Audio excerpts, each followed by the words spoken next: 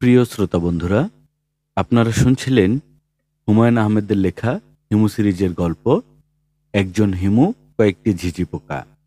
আজ দ্বিতীয় পর্ব। গল্প পাঠে আমি আদর আছি আপনাদের সঙ্গে। নতুন জামা উপহার পেলে জামা গায়ে দিয়ে যিনি উপহার দিয়েছেন তাকে সালাম করতে হয়। নতুন মোবাইল পেলে কি করতে হয়? মোবাইল কানে লাগিয়ে পা ছুঁয়ে সালাম। অবস্থা বুঝে ব্যবস্থা। আমি খালার সঙ্গে দেখা করতে গেলাম। ধানমন্ডিতে বাড়ি। ১ বিঘা জমির উপর ছিমছাম ধরনের বাড়ি। সামনে বিরাট লন। একটা অংশে আবার চৌবাচ্চার মতো আছে। পানি টলটল করছে। সেই পানিতে পেটমোটা রঙিন মাছ। খালার এই বাড়ি মনে হয় রিয়েল এস্টেট কোম্পানির চোখে পড়েনি। চোখে পড়লে এর মধ্যে ৬ তলা ফ্ল্যাট উঠে পড়ত। স্মার্ট পোশাকের দারোয়ানরা ফ্ল্যাট পাহারা দিত। এইসব দারোয়ানদের আবার সবার হাতেই ট্রাফিক পুলিশের মতো বাঁশি। বাচ্চা ছেলেদের মতো কারণে অকারণে বাঁশি বাজাতেও এরা খুব পছন্দ করে। মালু খালা দরজা খুলে চুপচাপ দাঁড়িয়ে আছেন। মনে হচ্ছে চিনতে পারছেন না। চিনতে না পারার কোনোই কারণ নেই। আমার চেহারা আগে যা ছিল এখনো তাই আছে। পোশাক আশাকেও কোনো পরিবর্তন হয়নি। আমি বললাম, কেমন আছো খালা? খালা তাকিয়ে রইলেন, জবাব দিলেন না। চিনতে পারছো তো? পারছি। বুক ধরফর করছে। বুক ধরফরানিটা কমুক, তারপর কথা বলি। দরজা থেকে সরে দাঁড়াও, ভেতরে ঢুকি। নাকি তুমি চাও না আমি ঢুকি? খালা দরজা ছেড়ে সরে দাঁড়ালেন। আমি ঘরে ঢুকে সোফায় বসলাম। পানির বোতল এবং গ্লাস হাতে আমার পাশে বসতে বসতে বললেন, বেলটা শুনেই বুক ধরফরানি শুরু হয়েছে। তোর খালু বাসায় নেই, একা তো, এই জন্যে। তোমার কি মনে হচ্ছিল সবুজ রঙের ইলেকট্রিকের তার নিয়ে কেউ তোমার সঙ্গে দেখা করতে এসেছে? তুমি দরজা খুলবে আর সে তার গলায় পেঁচিয়ে তোমাকে সিলিং ফ্যানে ঝুলিয়ে দেবে। খালা ঢকঢক করে পানি খেতে খেতে বললেন, আসলেই তাই ভেবেছি। পুরোপুরি প্যারানয়েড হয়ে গেছি। হাদিকে পাঠিয়েছি ইলেকট্রিক মিস্ত্রি আনতে। সেই সকালে পাঠিয়েছি, এখনো আসছে না। ইলেকট্রিক মিস্ত্রি কি করবে? সিলিং ফ্যান সবগুলো খুলে ফেলবে। আমি এ বাড়িতে কোনো সিলিং ফ্যান রাখবো না। সিলিং ফ্যান খুলে লাভটা কি? স্বপ্নে দেখি সিলিং ফ্যানের সঙ্গে ঝুলিয়ে দিয়েছে, এই জন্যেই ফ্যান খুলব। ফ্যান খুললেও লাভ হবে না। ফ্যানের হুক তো থাকবে, তোমাকে হুকের সঙ্গে ঝুলিয়ে দেবে। খালা বিরক্ত মুখে বললেন, তুই এইভাবে কথা বলছিস যেন আমাকে সত্যি সত্যিই ঝুলাবে। আমি বললাম, তুমিও এমন ভাব করছো যে সত্যি সত্যি তোমাকে ঝুলানো হচ্ছে। আমি বলছি বলে তুইও বলবি? আমার না হয় মাথা ঠিক নেই, তোর তো মাথা ঠিক আছে। আমার ব্যাপারটা খালা অন্যরকম। আমি যখন যার কাছে থাকি তখন তার মতো হয়ে যায়। মাথা খারাপের সঙ্গে থাকলে আমারও মাথা খারাপ থাকে। সুস্থ মাথার মানুষের পাশে আমার মাথাও সুস্থ থাকে। দুষ্টু লোকের কাছে যখন থাকি তখন আমিও দুষ্টু হয়ে যাই। আবার যখন চুপ করতো। আচ্ছা, চুপ করলাম। খালা সোফা থেকে উঠতে উঠতে বললেন, তোকে দিয়ে আমি ২১টা কাজ করাবো। আমি বললাম, চিঠিতে লিখেছিলে ১৮টা, ৩টা বেড়েছে। প্রথম যে কাজটা তুই আমার জন্য করবি সেটা হচ্ছে আমার জন্য একজন কেয়ারটেকার জোগাড় করবি। হাদি সাহেব বিদায়? অবশ্যই বিদায়। ওকে দেখলেই আমার গা শিরশির করে। তার চেয়ে বড় কথা, লোকটার গা থেকে রসুনের গন্ধ বের হয়। ও, শুধু ও বললে হবে না। আমি স্বপ্নে যে লোকটাকে দেখি ওর গা থেকেও রসুনের গন্ধ আসতো। তাহলে তো বিদেয় করতেই হয়। তুই ভালো রেফারেন্সে একটা লোক বের করবি। আমি প্রতি মাসে ৪,০০০ টাকা দেই। ৪,০০০ টাকা খেলা কথা না। তোমার বুক ধরফরানি কি একটু কমেছে? হুম, কমেছে। দিনের বেলা এমনিতেই কম থাকে, সন্ধ্যার পর বাড়ে। খালু সাহেব কোথায়? ঢাকা ইউনিভার্সিটিতে তার কি সব পুরনো বন্ধু বান্ধব আছে, তাদের কাছে গিয়েছে, চলে আসবে। তুই দুপুরে আমাদের সঙ্গে খাবি। কি খাওয়াবে? যা খেতে চাস খাবি। তোকে দেখে কেন জানি খুব মায়া লাগছে। দেখি, কাছে আয়, গায়ে হাত বুলিয়ে দিই। আগে আমার জন্যে চা নিয়ে এসো। চা খেতে থাকি, সেই ফাঁকে গায়ে হাত বুলাও। আমার মধ্যে কোনো চেঞ্জ দেখতে পাচ্ছিস? পাচ্ছি। তুমি আগের চেয়ে মোটা হয়েছ, অনেকখানি ফুলেছ। খালা আহত গলায় বললেন, আমার ওজন কমেছে 9 পাউন্ড। আমি স্পেশাল ডায়েটে আছি। আর তুই বলছিস মোটা হয়েছি? তুই কি ইচ্ছা করেই উল্টাপাল্টা কথা বলিস? চা খাবো খালা। গরমের মধ্যে চা খাবি? টক দই দিয়ে লাচ্ছি বানিয়ে দেই। দই ঘরে পেতেছি। দই বানানোর একটা যন্ত্র এবার নিয়ে এসেছি। এত সুন্দর দই হয় বলার না। আমি আমেরিকায় ফিরে যাবার সময় তোকে দিয়ে যাব। আমি ওই যন্ত্র দিয়ে কি করব? দই বানাবি। এরকম অবাক হয়ে তাকিয়ে আছিস কেন?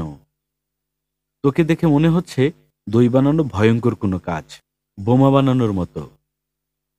অনেকটা সেই রকমই। খাদ্যদ্রব্য প্রস্তুতি প্রযুক্তির পেছনে সময় নষ্ট করা আমার জন্য পুরোপুরি নিষিদ্ধ। সে ইচ্ছে করলে ভিক্ষা করে খাবে, কিন্তু হাঁড়ি পাতিল নিয়ে রান্না করতে বসবে না। ফাজলামি ধরনের কথা বলবি না তো হিমু, আমার অসহ্য লাগে। আই, দই কি করে বানাতে হয় দেখে শিখে রাখ। দুপুরে হালকা ধরনের কিছু করব, ভাত, ট্যাংরা মাছ টাইপ। রাতে কিছু স্পেশাল ডিশ। রাজস্থানের এক মহিলার কাছ থেকে চিকেনের একটা প্রিপারেশন শিখেছি, অপূর্ব। গ্রিন চিকেন, লাউ পাতা বেটে সবুজ রঙের একটা পেস্ট করা হয়। সেই পেস্টে ভিনিগার মিশিয়ে আস্ত মুরগি মাখিয়ে স্টিম করা হয়। মুরগি স্টিম হতে থাকবে, এই ফাঁকে আরেকটা পেস্ট বানাতে হবে, পোস্তা বাটা এবং বাদাম বাটার পেস্ট। রান্নাবান্নার এইসব কথা শুনতে একটুও ভালো লাগছে না।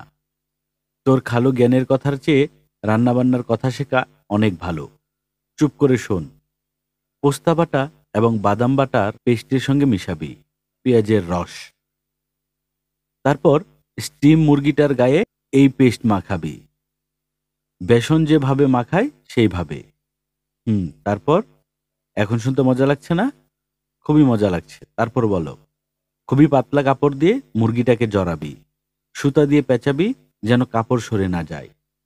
মমির মতো আষ্টে পিষ্টে কাপড় দিয়ে মুড়ানো। এইভাবে ডিপ ফ্রিজে রেখে দিবি 0.5 ঘন্টা। লে হালুয়া। এই মুরগি কি ঠান্ডা রান্না হবে? মোটেই ঠান্ডা রান্না হবে না। ডিপ ফ্রিজে রাখা হয়েছে পেস্টটাকে জমাট বাঁধানোর জন্যে। ও আচ্ছা। 0.5 ঘন্টা পর ডিপ ফ্রিজ থেকে মুরগিটা তুলে ডুবন্ত ঘিতে ভেজে ফেলবি। কাপড় শুদ্ধ? অবশ্যই কাপড় শুদ্ধ। খাবো কিভাবে? কাপড়ও খাবো? খাবার সময় কাপড় খুলে নিয়ে খাবি। এই জিনিসই কি আজ হচ্ছে? হ্যাঁ, এই জিনিসই হচ্ছে। তুই চোখ এমন কপালে তুলে ফেললি কেন? মুরগি তো আর তোকে রান্না করতে হচ্ছে না, আমি রান্না করব। রান্নার সময় তুমি নিশ্চয়ই আমাকে তোমার পাশে থাকতে বলবে না? না, বলবো না। তুই বরং টিভি দেখিস। এর মধ্যে তোর খালু সাহেব চলে আসবে, তার সঙ্গে গল্প করবি। কলিং বেল বেজে উঠল। মালু খালা বিরক্তিতে চোখ মুখ কুঁচকে বললেন, দরজা খুলে দে তো, হাদি এসেছে। আমি বললাম, বুঝলে কি করে হাদি? খালু সাহেবও তো হতে পারেন। খালা বললেন, ভকভক করে রসুনের গন্ধ আসছে, সেখান থেকে বুঝেছি। হাদির গা থেকে রসুনের গন্ধ আসে। তুই রসুনের গন্ধ পাচ্ছিস না? না, আমি পাচ্ছি। ভকভক করে গন্ধ আসছে। বুঝলি হিমু, আমার সিক্স সেন্স বলছে আমার মৃত্যু হবে হাদি বেটার হাতে। কেমন কেমন করে যেন আমার দিকে তাকায়। তোমাকে সে খুনটা করবে কেন? মোটিভ কি? এখানের সবকিছু দেখাশোনা করে সে। সে কিছু একটা গন্ডগোল করে রেখেছে। আমাকে মেরে ফেললে গন্ডগোলটা চোখে পড়বে না। As simple at that. আমি দরজা খুললাম। খালু সাহেব দাঁড়িয়ে আছেন। নিউ আর্লিন্স বিশ্ববিদ্যালয়ের নৃতত্ত্বের অধ্যাপক আরেফিন সাহেব। ভদ্রলোক শুধু যে জ্ঞানী তা না, তার চেহারাও জ্ঞানী জ্ঞানী। তাকে দেখলেই মনে হয় জ্ঞানের ঝকঝকে নতুন ডিকশনারি। তার চোখে সোনালি ফ্রেমের চশমা, চুল পরিপাটি করে আঁচড়ানো, পরনে পায়জামা পাঞ্জাবি। বাইরে থেকে ঘুরে এসেছেন, অথচ তার পাঞ্জাবি ইস্ত্রি এতটুকু নষ্ট হয়নি। কেমন আছেন খালু সাহেব? ভালো আছি হিমু সাহেব। দেশে ফিরে তোমাকে না পেয়ে তোমার খালার প্রায় মাথা খারাপ হবার মতো জোগাড় হয়েছিল। এখন আশা করি তার মাথা ঠান্ডা হয়েছে। বলতে বলতে খালু সাহেব হাসলেন। সেই হাসিও দেখার মতো। জ্ঞান ঝরে ঝরে পড়ছে। হিমু, জি, এসো, বসো আমার সঙ্গে, গল্প করি। খালা বললেন, গল্প পরে করবে, আমি এখন রান্না করছি, ও আমার পাশে থেকে রান্না দেখবে। আরিফিন খালু হাসি মুখে বললেন, আচ্ছা ঠিক আছে, দেখুক। বুঝলে হিমু, রান্না হচ্ছে মেয়েদের কাছে একটি শিল্পকর্ম, এক ক্রিয়েটিভ ওয়ার্ক। কোনো সৃষ্টিশীল কাজ যখন কেউ করে, তখন কাউকে না কাউকে পাশে লাগে, যে সেই কাজ অ্যাপ্রিসিয়েট করবে। কাজেই তুমি তোমার খালার পাশে থাকো, মাঝে মধ্যে আমার কাছে কিছুক্ষণের জন্যে বসতে পারো। রান্না বিষয়ক কিছু মজার তথ্য আমার কাছে আছে, হয়তোবা তোমার ভালো লাগবে। আমি আমার সময়টা 3 ভাগে ভাগ করলাম। কিছুক্ষণ খালার সঙ্গে থাকি, তার রান্না দেখি। কিছুক্ষণ হাদি সাহেবের সঙ্গে থাকি। হাদি সাহেব মিস্ত্রি নিয়ে চলে এসেছেন, তারা দুজন ফ্যান নামাচ্ছেন। এদের কাজকর্ম দেখি। তারপর যাই আরেফিন সাহেবের কাছে। মুগ্ধ হয়ে আরেফিন সাহেবের গল্প শুনি। বুঝলে হিমু, রান্না মাত্র 3 রকম: পোড়া, ভাজা, সিদ্ধ। পৃথিবীর যাবতীয় রান্না এই 3-এর পারমুটেশন অ্যান্ড কমিউনিকেশন। রান্নার সবচেয়ে আদি রেসিপি বইটা কোথায় পাওয়া গেছে জানো? জি না, মিশরের পিরামিডের ভেতর, সমাধিকক্ষে, ফারাওদের খাবারের রেসিপি। সেই রেসিপি কি আছে আপনার কাছে? হ্যাঁ আছে। তোমার খালাকে বলেও ছিলাম রেসিপি দেখে রান্না করতে। মিশরের ফারাওদের খাবার খেয়ে দেখি, সে রাজি হয়নি। রাজি হননি কেন? রেসিপিটা হলো ময়ূর রান্না। পাখা শুদ্ধ আস্ত ময়ূর রান্না করা হয়। সেই ময়ূর খাবার টেবিলে এমনভাবে সাজানো হয় যেন মনে হয় জীবন্ত ময়ূর বসে আছে, এক্ষুনি উড়ে চলে যাবে। ভালো কথা, হিমু, বাংলাদেশে কি ময়ূর পাওয়া যায়? চিড়িয়াখানায় পাওয়া যায়, তবে তারা রান্না করে খাওয়ার জন্যে ময়ূর দেবে বলে মনে হয় না। আপনি বললে চেষ্টা করে দেখতে পারি। না থাক, ফারাওদের মতো ময়ূর খাবার একটা শখ অবশ্য মাঝে মধ্যে হয়। খাওয়া দাওয়া সারতে সারতে রাত 1টা বেজে গেল। আরেফিন খালু বললেন, এত রাতে মেসে ফিরে কি করবে, থেকে যাও। পরিচিত বিছানা ছাড়া ঘুম হয় না। আশা করি এ ধরনের কোনো ব্যাপার তোমার মধ্যে নেই। অবশ্য গরমে কষ্ট হবে, ফ্যান খুলে নিয়ে গেছে। আমি থেকে গেলাম। আরেফিন খালু গল্প করছেন, আমি শুনছি। খালুর কাছে জানা গেল, মালু খালা রাতে ভেতর থেকে শক্ত করে দরজা বন্ধ করে একা ঘুমান। দুঃস্বপ্ন দেখার পর থেকে তিনি খালু সাহেবকে এক বিছানায় নিয়ে ঘুমাতে পারেন না। হিমু, জি খালু সাহেব, আমি যে মোটামুটি একটা ভয়ঙ্কর অবস্থায় আছি তা কি বুঝতে পারছো? পারছি। দেখো তো আমার গা দিয়ে রসুনের গন্ধ আসছে কিনা। না তো। তোমার খালার ধারণা সন্ধ্যার পর থেকে আমার গা দিয়ে রসুনের গন্ধ বের হয়। সহজ স্বাভাবিকভাবে যে মানুষটা ঘুরে বেড়াচ্ছে, তার ভেতর যে কি পরিমাণ অস্বাভাবিকতা থাকতে পারে, তোমার খালা হচ্ছে তার প্রকৃষ্ট উদাহরণ। সন্ধ্যার পর থেকে আমি মদ খেতে বসি। রাত 2টা 3টা পর্যন্ত খেয়েই যাই। তোমার খালার অসুখ যদি খুব শিগগিরই না সারে, তাহলে আমি পুরোপুরি অ্যালকোহলিক হয়ে যাব। একদিন দেখা যাবে নিজেই গলায় দড়ি পেঁচিয়ে ফ্যানে ঝুলে পড়েছি। ফ্যানের হুক ঠিকমতো লাগানো আছে কিনা দেখে নেবেন। জোকের মাথায় ঝুলে পড়বেন, তারপর ফ্যান নিয়ে ধপাস করে পড়ে কোমর ভেঙে ফেললেন। এটা ঠিক হবে না। রসিকতা করছো? জি। আমার একটা প্রবলেম আছে হিমু। কেউ আমার সঙ্গে রসিকতা করলে আমার ভালো লাগে না। ও, ও না, কথাটা মনে রেখো।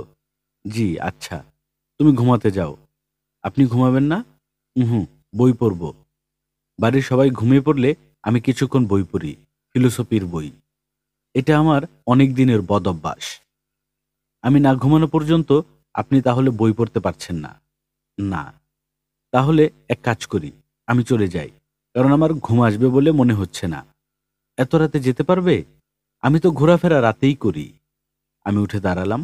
খালু সাহেব আপত্তি করলেন না, দরজা খুলে দিলেন। ফিলোসফির বই পড়াটা মনে হচ্ছে তার জন্য খুব জরুরি। পাখির সঙ্গে কি মোবাইল টেলিফোনে কোনো মিল আছে? পাখিরা উড়ে বেড়ায়, মোবাইল টেলিফোনও এক জায়গায় স্থির থাকে না, মানুষের হাতে কিংবা পকেটে ঘুরে বেড়ায়। পাখিরা কিচকিচ শব্দ করে মানুষের ঘুম ভাঙায়, মোবাইল ফোনও তাই করে। এই মুহূর্তে আমার ঘুম ভেঙেছে মোবাইল টেলিফোনের শব্দে। আমি টেলিফোন কানে নিয়ে হ্যালো বলতেই ওপাশ থেকে অসম্ভব মিষ্টি গলায় শোনা গেল, আপনি কি হিমালয়? বলুন দেখি আমি কে? বলতে পারছি না, এমন মিষ্টি গলা এর আগে শুনিনি। আচ্ছা, আপনাকে ৩টা প্রশ্ন করার সুযোগ দিচ্ছি। ৩টা প্রশ্ন করে যদি জেনে নিতে পারেন আমি কে, তাহলে তো জানলেনই। আর না পারলে আমি কে সেই পরিচয় দেব না। কিছুক্ষণ গল্প করব। ও, ভালো কথা। ৩টা প্রশ্ন জিজ্ঞেস করতে পারবেন, কিন্তু নাম জানতে চাইলে পারবেন না। এখন বলুন আপনার প্রথম প্রশ্ন। আমার প্রথম প্রশ্ন হচ্ছে, তুমি কেমন আছো? ভালো আছি। তোমাদের ওখানে কি এখন লোডশেডিং চলছে, না ইলেকট্রিসিটি আছে?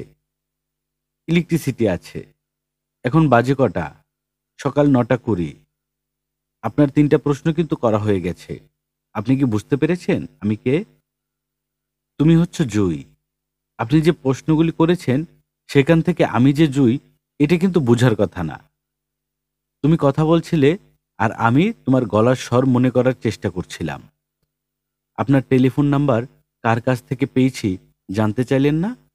না, কারণ আমি অনুমান করতে পারছি। তোমার বাবাকে একদিন টেলিফোন করেছিলাম, সেখান থেকে। থাক, আর বলতে হবে না। বাবাকে আপনি চেনেন কিভাবে? এই প্রশ্ন তুমি তোমার বাবাকে করো না কেন? উনি জবাবটা ভালো দেবেন। বাবাকে করেছিলাম। বাবা বললেন, আপনি পুলিশের ইনফরমার। মাঝে মধ্যে পুলিশকে গোপন তথ্য দিয়ে সাহায্য করেন।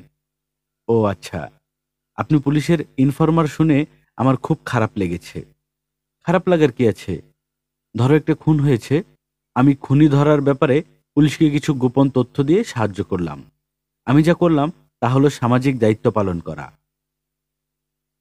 পুলিশের ইনফরমাররা এই জাতীয় দায়িত্ব পালন করার জন্য টাকা নেয়। টাকার বিনিময়ে সামাজিক দায়িত্ব পালন, ব্যাপারটা হাস্যকর না? হ্যাঁ, হাস্যকর। আপনি কি পুলিশের ইনফরমার? এখনো বুঝতে পারছি না। এখনো বুঝতে পারছি না মানে কি? মানেটা পরে বলবো। আমি যে আপনাকে অসম্ভব পছন্দ করি সেটা কি আপনি জানেন? জানতাম না, এখন জানলাম। আমি নিজেও জানতাম না। আমি নিজে কখন জানলাম জানেন? কখন জানলে? আপনাকে রেখে এলিয়াস ফ্যারসিসে ক্লাস করতে গেলাম। ক্লাস শেষ করে ফিরে এসে দেখি আপনি নেই। সঙ্গে সঙ্গে আমার চোখে পানি এসে গেল এবং আমি বুঝলাম যে আপনাকে আমি অসম্ভব পছন্দ করি। ওই দিনের ব্যাপারটা হচ্ছে, ওই দিনের ব্যাপারটা আমি জানতে চাচ্ছি না। আজ রাত ৮টার দিকে কি আপনি আমাদের বাড়িতে আসতে পারবেন? কেন বলো তো? ডিনারের নিমন্ত্রণ। আজ আমার একটু সমস্যা আছে। আজ আমার মালিহা খালার বাড়িতে ডিনারের নিমন্ত্রণ। খালা অতি জরুরি তলব পাঠিয়েছেন। আচ্ছা, এক কাজ করা যেতে পারে? ডিনার শেষ করে তোমাদের বাড়িতে যেতে পারি। ১০টার দিকে যদি আসি? রাত ১০টা কি খুব বেশি রাত? জুই খট করে টেলিফোন নামিয়ে রাখল। মেয়েটা ভয়াবহ রাগ করেছে। এই রাগ ভাঙানোর একমাত্র উপায় রাত ১০টায় ওদের বাড়িতে উপস্থিত হওয়া। খালি হাতে না, ২টা বেলি ফুলের মালা থাকতে হবে। বাংলাদেশের কোনো মেয়ে বেলি ফুলের মালা হাতে নিয়ে রেগে থাকতে পারে না। এই ফুলের গন্ধের ভেতর কিছু আছে, ঝপ করে রাগ কমিয়ে দেয়। আমি বসে আছি আরফিন সাহেবের সামনে। ভদ্রলোককে আজ অনেক হাসি খুশি লাগছে। সোফায় পা উঠিয়ে বসেছেন। সফিস্টিকেটেড মানুষরা কখনো পা নাচায় না, তিনি পা নাচাচ্ছেন। ব্যাপারটা কি? হিমু, জি, তুমি কেমন আছো বলো তো? বুঝতে পারছি না কেমন আছি। আরফিন সাহেব আমার দিকে ঝুঁকে এসে বললেন, তোমার জবাবটা আমার পছন্দ হয়েছে। হোমোসেপিনিয়াসরা বেশিরভাগ সময়ই বুঝতে পারে না তারা কেমন আছে। তাদের নার্ভ সবসময় উত্তেজিত থাকে। উত্তেজিত নার্ভ ইলেকট্রিক্যাল সিগন্যাল ঠিকমতো আনা নেয়া করতে পারে না। আমি কিছু না বুঝি হ্যাসূচক মাথা নাড়লাম। আরফিন সাহেব আগের জায়গায় ফিরে গেলেন। বেতের সোফায় গায়ে এলিয়ে দিলেন। তিনি বসেছেন পা তুলে। দুই হাঁটুর মাঝখানে তার ছোটখাটো মাথাটা দেখা যাচ্ছে। তার মুখ হাসি হাসি, কালো ফ্রেমের চশমার ভেতরের চোখ দুটিও হাসি হাসি। আসল হাসি না, নকল হাসি। মানুষের চোখও যে নকল হাসি হাসতে পারে তা এই ভদ্রলোককে না দেখলে বিশ্বাস করতাম না। হিমু, জি। ময়ূরের নাচ কখনো দেখেছ? জি না। চিড়িয়াখানার ওসব ময়ূরের আধুনিক নাচ না, বন্য ময়ূরের নাচ। সে এক অসাধারণ দৃশ্য।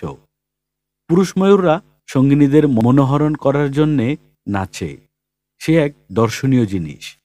সেই নাচের তাল আছে, ছন্দ আছে। ব্যাকগ্রাউন্ডে হাইবিটের যে কোনো মিউজিক ফিট করা যায়, কখনো ছন্দপতন হবে না। তবে নাচের চেয়েও অদ্ভুত ব্যাপার একটা আছে, সেটা হচ্ছে নাচ থামানো।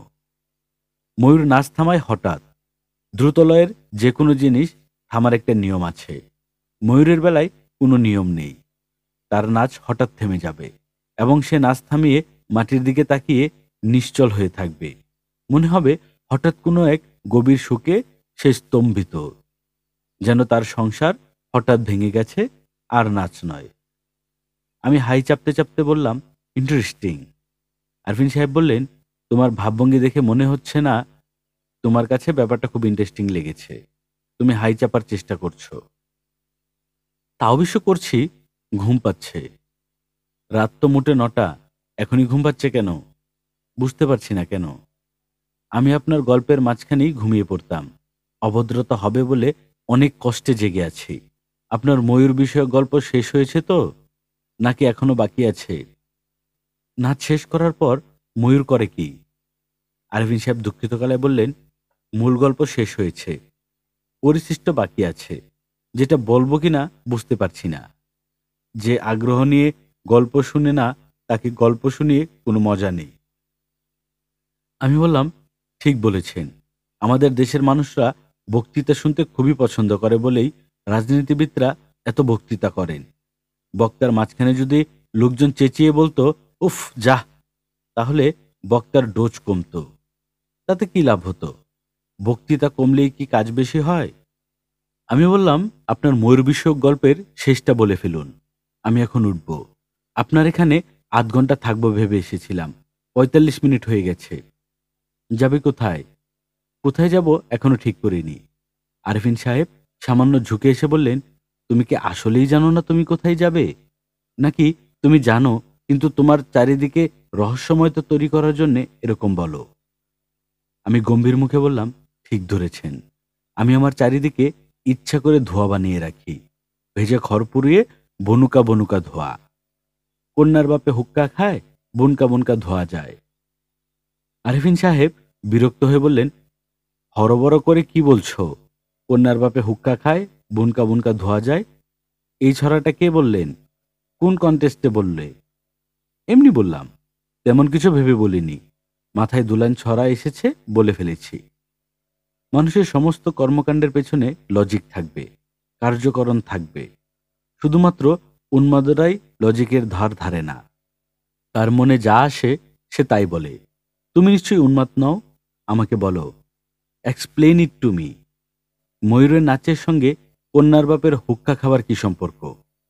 আমি আরিফিন সাহেবের দিকে তাকালাম। ভদ্রলোকে উত্তেজিত মনে হচ্ছে। তিনি যেন হঠাৎ আমার উপর রেগে গেছেন। এই রাগ তিনি লুকিয়েও রাখছেন না, প্রকাশ করে দিচ্ছেন। তার মতো সফিস্টিকেটেড মানুষরা রাগলেও রাগ প্রকাশ করেন না। পাতলা ফিনফিনে রেশমি রুমালে তাদের মুখ ঢাকা থাকে। সেই সব রুমাল ফিল্টারের মতো কাজ করে। মুখের রাগ, বিরক্তি তারা ফিল্টার করে রেখে দেয়। রাগলে মানুষের মুখ ছোট হয়ে যায়। আরিফিন সাহেবের মুখ এমনিতেই ছোট, এখন আরো এক সাইজ ছোট হয়েছে। তার চোখ আগেও জ্বলজ্বল করছিল, এখন একটু বেশি জ্বলছে। এটা মদ্যপানের জন্যও হতে পারে। আমি এসে দেখি তিনি স্টিলের গ্লাসে হুস্কি খাচ্ছেন। এই ৪৫ মিনিটে ৩ গ্লাস হয়েছে। প্রচুর মদ্যপান করলে মানুষের চোখ চকচক করে। এই জ্ঞানও আমার আরেফিন সাহেবের কাছ থেকেই পাওয়া। অ্যালকোহল বেশি পরিমাণে শরীরে ঢুকলে চোখের মনি ডাইলেটেড হয়। তখন আলো বেশি প্রতিফলিত হয়। হিমু, জি, ময়ূরের গল্পর শেষটা বলে ফেলি। জি, বলুন। আমারও ঘুম কেটে গেছে। এখন আর গল্প শুনতে শুনতে হাই তুলব না। হাই তুললেও ক্ষতি নেই। যারা শিক্ষকতা করে তারা শ্রোতাদের হাই তোলায় বা কথায় মাঝখানে ঘুমিয়ে পড়ায় আহত হয় না। এর সঙ্গে তারা পরিচিত। ৫০ মিনিটের ক্লাসে কম করে হলেও ৫টা ছেলে হাই তুলবে, ২জন ঘুমিয়ে পড়বে এবং চারপাশের বন্ধুর সঙ্গে কাটাকুটি ধরনের খেলা খেলবে। আমি ময়ূরের গল্পের শেষ অংশ শুনবার জন্য তৈরি হলাম। ভালো ছাত্র, ভালো ছাত্র ভাব করে আরফিন সাহেবের মুখের দিকে তাকিয়ে আছি। যেন এটা মানুষের মুখ না, ব্ল্যাকবোর্ড। ব্ল্যাকবোর্ডে চকের লেখা আপনা আপনি ফুটে উঠছে। আমার হাতে নোট বই। নোট বই আমি নোট করছি। প্রায় ১ ঘন্টা হাতে ধরে। জ্ঞানী অধ্যাপকের বকবকানি শুনছি। মানুষের পক্ষে যতটুকু বিরক্ত হওয়া সম্ভব তার চেয়ে বেশি বিরক্ত হয়েছি। আশ্চর্যের ব্যাপার হচ্ছে, এর মধ্যে একবারের জন্যেও মালিয়া খালা উকি দেননি। আমি কাটাই কাটাই রাত ৮টায় এসেছি। এরা স্বামী স্ত্রী দুজনই দীর্ঘদিন দেশের বাইরে কাটিয়েছেন। সময়ের ব্যাপারে এরা খুবই সাবধান। কেউ এলে প্রথম তার দিকে তাকান না, প্রথম তাকান ঘড়ির দিকে। আমি আসার পর থেকে ময়ূর বিষয়ক জ্ঞানের কথা শুনছি। মালিয়া খালার দেখা নেই। আমার ক্ষীণ সন্দেহ হচ্ছে উনি বোধহয় বাসাতেই নেই। বাসায় থাকলে এর মধ্যে কোনো না কোনো স্পেশাল ডিশ নিয়ে উপস্থিত হতেন। খাঁটি বাংলা ধরনের খাবার, যে খাবার রান্না করতে বাঙালি মেয়েরা ভুলে গেছেন। কুমড়ো ফুলের বড়া, হাসির নাড়িবুড়ি ভাজা, গরুর চর্বিতে ফ্রাই করা, কটকটি ভাজা। কিন্তু মালিহা খালা ভুলেননি। আরফিন সাহেব চশমা ঠিক করতে করতে ময়ূরের গল্পের শেষ অংশ শুরু করলেন।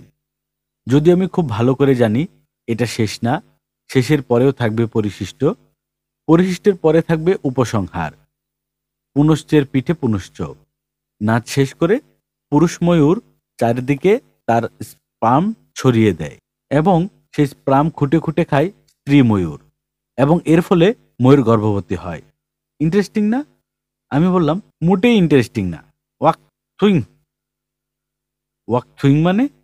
ওয়াক থুইং মানে ওয়াক থু। তুমি কি সবসময় এমন ফানি ভঙ্গিতে কথা বলো? চেষ্টা করি, সবসময় পারি না। আমার মনে হয় সবসময় ফানি হবার চেষ্টা করা ঠিক না। এতে তোমার মধ্যে জোকার ভাব চলে আসবে। তুমি সবাইকে হাসাবার একটা দায়িত্ব বোধ করতে থাকবে। একটা পর্যায়ে তোমার পার্সোনালিটি কলাপস করবে। আমার ধারণা এখনই করেছে। আমি আলোচনার মোড় ঘুরোবার জন্য বললাম, খালা কি বাসায় নেই? বাসায় আছে। তাকে কি জন্য দরকার বলো? ১ কাপ চা খেতাম। কফি হলে চলবে? চলবে।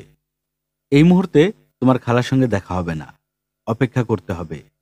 তোমার কফি আমি বানিয়ে আনছি। চিনি ক চামচ খাও? আমার কোনো ফিক্সড ব্যাপার নাই, যে যা দেয় তাই খাই। Again you are trying to be funny, please don't do that. Arfin Saheb আমার জন্য কফি আনতে গেলেন। আমার ধারণা কফি নিয়ে এসেই ময়ূর বিষয়ক গল্পের পরিশিষ্ট শুরু করবেন। ঠান্ডা কফিতে চুমুক দিতে দিতে আমাকে গল্পের পরিশিষ্ট শুনতে হবে। ঠান্ডা কফি, কারণ পুরুষ মানুষ যখন চা বা কফি বানায় তখন সেই চা কফি সবসময় ঠান্ডা হয়, চিনি বেশি হয় এবং সেই চা বা কফিতে একটা পুরুষ পুরুষ গন্ধ থাকে। আরেফিন সাহেব, তাকে সাহেব বলা ঠিক না, আমার বলা উচিত খালু, আরেফিন খালু।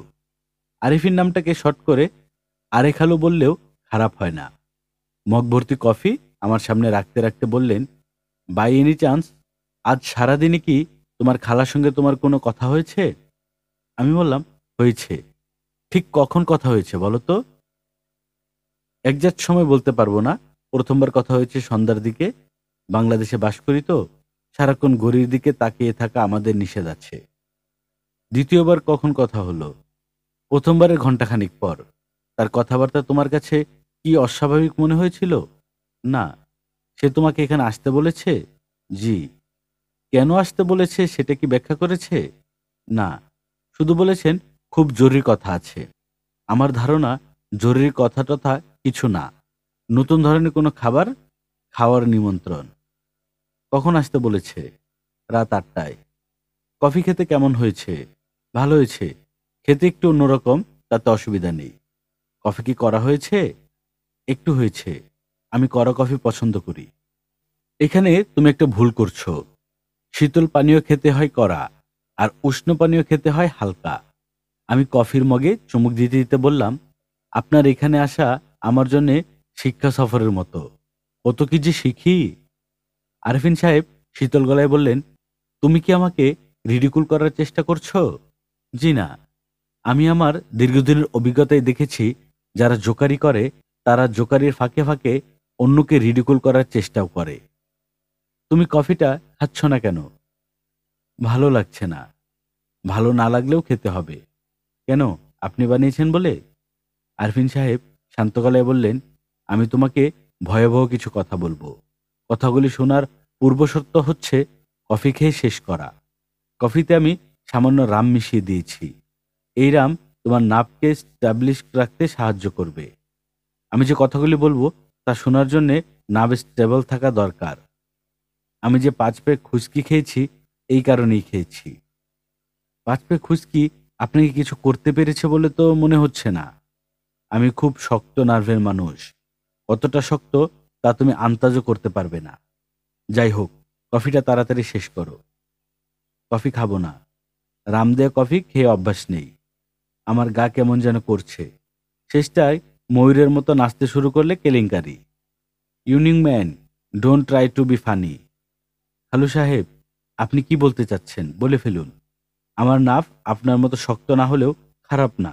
প্লাস্টিকের নাভ কোনো কিছুতেই এফেক্ট করে না। তুমি দয়া করে আমাকে খালু সাহেব ডাকবে না।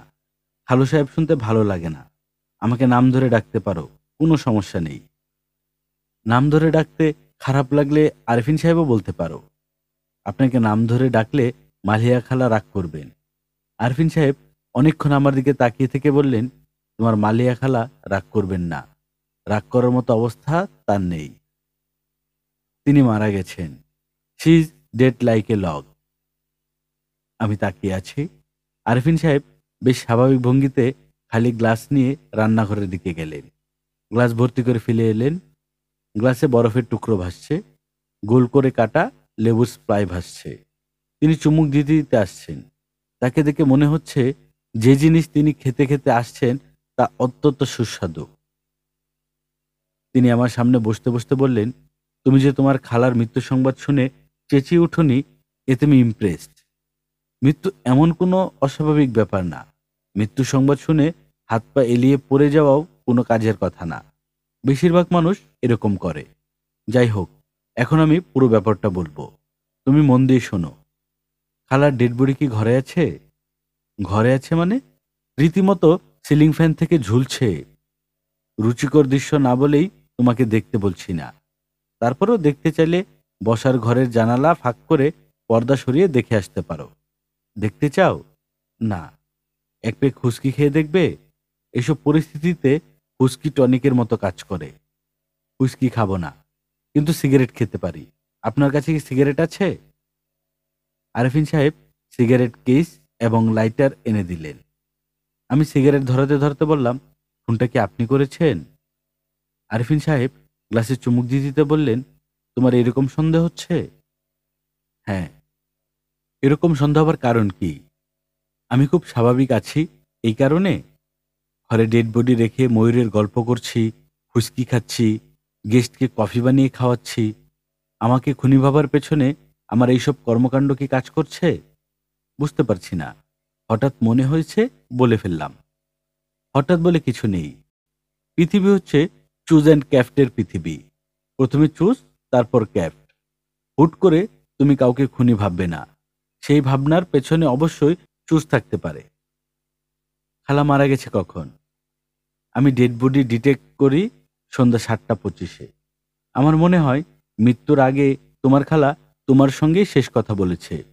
পুলিশকে খবর দিয়েছেন? না। সব গুছিয়ে নিয়ে পুলিশকে খবর দেব। নয়তো পুলিশ এসে প্রথমেই তোমার মতো প্রশ্ন করবে, খুন কখন করেছেন। আমি কি বলছি না বলছি মন দিয়ে শুনবেনও না। হ্যান্ডকাপ পরিয়ে নিয়ে যাবে। সব কি গুছিয়ে নিচ্ছেন? না, ধাতস্থ হয়ে নিচ্ছি। আমি একা তো গুছাতে পারবো না। তোমাকে নিয়ে গুছাতে হবে। আমি বললাম, ও, বলেই স্থির হয়ে গেলাম। স্পষ্ট বুঝতে পারছি বিরাট বড় যন্ত্রণায় পড়তে যাচ্ছি। ভুল বললাম, বিরাট যন্ত্রণাতে তো এমনিতেই আছি। পুলিশ ছায়ার মতো পেছনে আছে, এখন পড়ব আরো গভীর যন্ত্রণায়। আমি বসে আছি জ্ঞানী অধ্যাপকের সামনে। অধ্যাপক সাহেব হালকা নীল রঙের ঢিলেঢালা পোশাক পরে সোফায় পা তুলে বসে আছেন। তার হাতে হুইস্কির গ্লাস। যে বসার ঘরে বসে আছি তার সাজসজ্জাও ইলেকট্রিচুয়াল ধরনের। কার্পেটের উপর শীতল পাটি, শীতল পাটির উপর বেতের সোফা, বেতের সোফার গদিগুলিতে কাঁথা স্টিচের কাবার।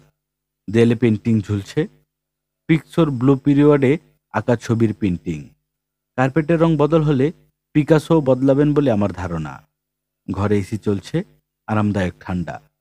এইবারেই শোবার ঘরে একজন মহিলা সিলিং ফ্যানে ঝুলছেন, বিশ্বাস করা কঠিন। অধ্যাপক সাহেব রসিকতা করছেন না তো? জ্ঞানী মানুষদের রসিকতাগুলিও উচ্চ শ্রেণীর হবার কথা। হয়তো দেখা যাবে মালিয়া খালা শোবার ঘর থেকে বের হয়ে বলবেন, হিমু, কখন এসেছিস? জ্বর জ্বর লাগছিল বলে শুয়েছিলাম, কখন ঘুমিয়ে পড়েছি বুঝতেই পারিনি। তুই আমাকে ডাকলি না কেন? ছোট মাছ দিয়ে একটা টকের তরকারি করেছি, খেয়ে দেখতো। আরফিন সাহেব সরু চোখে আমার দিকে তাকিয়ে আছেন। ভ্রু সামান্য কুঁচকে আছে, চিন্তার ভেতর আছেন বলে মনে হচ্ছে। হিমু, জি? আমার প্রথম কাজ হচ্ছে তোমার মন থেকে সন্দেহটা দূর করা। তোমার মন যদি লজিক্যাল হতো তাহলে গোড়াতেই আমাকে সন্দেহ করতে না। তোমার খালার ওজন দুমনের কাছাকাছি। দুমনে আলোর বস্তা সিলিং ফ্যানে ঝোলানো আমার পক্ষে অসম্ভব ব্যাপার।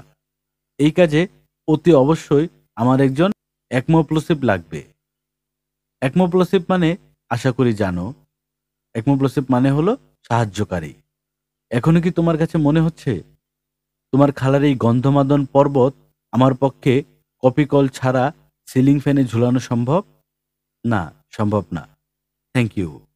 দ্বিতীয় লজিক হচ্ছে শোবার ঘরের দরজা ভেতর থেকে বন্ধ। আমার পক্ষে নিশ্চয়ই খুন করে ভেতর থেকে দরজা বন্ধ করে বাইরে চলে আসা সম্ভব না। জি না, সম্ভব না। তৃতীয় যুক্তিটি মারাত্মক। তোমার খালা একটা সুইসাইড নোট রেখে গেছেন। So nice of her. এই সুইসাইড নোটটাই আমাকে রক্ষা করবে। সুইসাইড নোটটা একটু পড়তে পারি? নিশ্চয়ই পড়ে দেখবে। As a matter of fact তোমারই আগে পড়া উচিত, কারণ সুইসাইড নোটে তোমার নাম আছে। বলেন কি? আমি কেন? আরফিন সাহেব পকেট থেকে কাগজ বের করে আমার কাছে দিলেন। এই ভয়াবহ কাগজ নিয়ে ভদ্রলোক এতক্ষণ নির্বিকার ভঙ্গিতে বসেছিলেন তা ভাবাই যায় না। দেখেই চিনলাম খালার হাতের লেখা।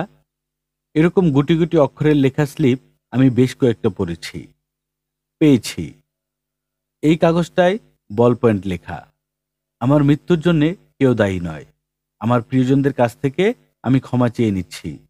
কেন এমন ভয়াবহ সিদ্ধান্ত নিলাম তা হিমু কিছুটা জানে। ইতি মালিহা বেগম। আরিফিন সাহেব আমার দিকে ঝুঁকে এসে বললেন, তোমার খালার মৃত্যু সম্পর্কে তুমি কি জানো দয়া করে আমাকে বলো। পুলিশের আগে আমি জানতে চাই। আমাকে মানসিকভাবে প্রস্তুত থাকা দরকার। আমি কিছুই জানি না। তোমার কথা আমি বিশ্বাস করলেও পুলিশ করবে না। কোনো কিছু না জানলেও একটা কিছু বের করো, পুলিশকে বলতে হবে। আমি কি তোমাকে কোনো সাজেশন দিতে পারি? দিন। পুলিশকে বলো যে তোমার খালার দাম্পত্য জীবন ছিল বিস্ময়। এটা মিথ্যাও না। আমার সম্পর্ক আদায় কাজকলায় এর চেয়েও খারাপ। তোমার খালা এ পর্যন্ত দুবার আমাকে মেরে ফেলার চেষ্টা করেছে। বলেন কি? একবার থ্যাঙ্কস গিভিং ডেতে টার্কি কাটছিল, তখন আমার সঙ্গে কথা কাটাকাটি শুরু হলো। তোমার খালা তার টেম্পার লুজ করে ছুরি হাতে আমার উপর ঝাঁপিয়ে পড়ে। আমাকে হাসপাতালে যেতে হয়েছিল। 5টা স্টিচ লেগেছে। ও, তুমি যেভাবে ও বললে তাতে মনে হলো আমার কথা বিশ্বাস করলে না। ঘটনা অনেক দূর গড়িয়েছিল। পুলিশ তদন্ত হয়েছে, আমেরিকান পুলিশের কাছে রেকর্ড আছে। ও, এইবারেও ওটা আগের বারের চেয়ে ভালো হয়েছে। দ্বিতীয়বার খুনের চেষ্টা কিভাবে করে তা তোমাকে বলতাম। দ্বিতীয়বারের চেষ্টাটা ছিল হাস্যকর, ছেলে মানুষের চেষ্টা। কিন্তু হাতে সময় নেই। 10টা বাজে পুলিশ চলে আসবে। পুলিশ কি কাটায় কাটায় 10টার সময়ই আসার কথা? আমার কথার জবাব দেবার আগেই কলিং বেল বেজে উঠল। আমি চমকে আরিফিন সাহেবের দিকে তাকালাম। পুলিশ না তো? আরিফিন সাহেব বললেন, পুলিশ না। পুলিশ কখনো একবার বেল টেপে না। পৃথিবীর সবচেয়ে ভদ্র পুলিশ হলো ব্রিটেনের পুলিশ। এরও পরপর 3 বার বেল টেপে। যাও, দরজা খুলো। আমার পক্ষে দরজা খোলা সম্ভব না। আমার পা টলছে। 5টা হুইস্কি খাওয়া ঠিক হয়নি। আমার লাস্ট লিমিট হচ্ছে 4। আমি দরজা খুললাম। মালিয়া খালা দাঁড়িয়ে আছেন, দুহাত ভর্তি ব্যাগ। বাজার করে ফিরছেন বোধহয়। খালা হাসি মুখে বললেন, তোকে বুদ্ধিমান ছেলে বলে জানতাম। তুই তোর খালো সাহেবের ফাঁদে এভাবে পা দিবি বুঝতেই পারিনি। দরজা ব্লক করে দাঁড়িয়ে আছিস কেন? একটু সরে দাঁড়া। আমার মুখ থেকে জম্বি ভাবটা দূর করতো। আরিফিন সাহেব বললেন, কিছু মনে করো না হেমু, তোমার সঙ্গে একটু প্র্যাকটিক্যাল যোগ করলাম। তোমাকে দেখিয়ে দেখিয়ে হুস্কি বলে যা খাচ্ছি তাও আসলে হুস্কি না, জাস্ট প্লেন ওয়াটার। মানুষের সব কথা এমন চট করে বিশ্বাস করবে না। তবে মালিহা, তোমার এই নিপিউস কঠিন চিজ। আমার কথা পুরোপুরি বিশ্বাস করলেও ভরকায়নি, টাইট হয়ে বসেছিল। I am impressed. প্রিয় শ্রোতা বন্ধুরা, আপনারা শুনছিলেন হুমায়ুন আহমেদের লেখা হিমু সিরিজের গল্প একজন হিমু কয়েকটি ঝিঝি পোকা। আজ 2য় পর্ব। গল্প পাঠে আমি আদর ছিলাম আপনাদের সঙ্গে। এরকম গল্প আমরা প্রতিনিয়ত আপলোড করে যাচ্ছি। আমাদের গল্প পাঠ ভালো লাগলে চ্যানেলটি অবশ্যই সাবস্ক্রাইব করে দিবেন। গল্প পাঠ ভালো লাগলে বন্ধুদের সঙ্গে শেয়ার করবেন। পরবর্তীতে কোন গল্পটি শুনতে চান কমেন্ট করে জানাবেন। আজকের মতো এখানেই শেষ করছি। সবাই ভালো থাকবেন, সুস্থ থাকবেন, সুন্দর থাকবেন। আল্লাহ হাফেজ।